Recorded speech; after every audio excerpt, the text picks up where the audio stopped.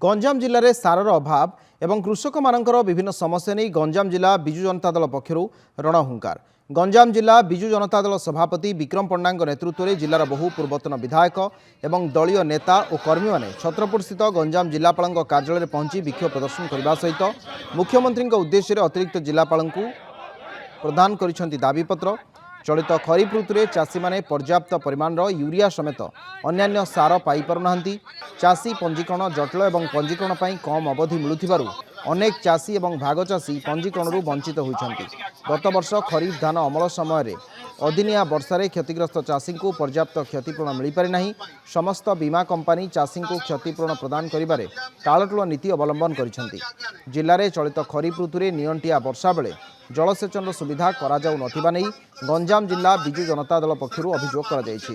समस्यार समाधान पई सेमाने दाबी करिछन्ति।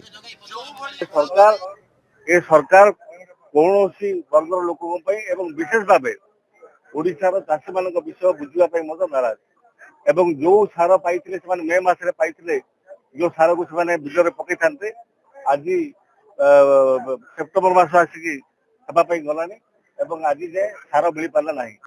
आमे आज मुख्यमंत्री को दाबी पत्र जनईचु तुरंत आहार समाधान करंतु नचेत बिजु जनता तो बाध्य हम।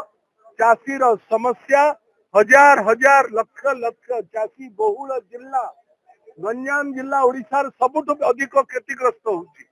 आमे बाध्य हबु आईन को हाथ को नवा पाई प्रशासन को संपूर्ण इमोबाइल करिवार ताकत मध्य बिजु जनता दल रखुची।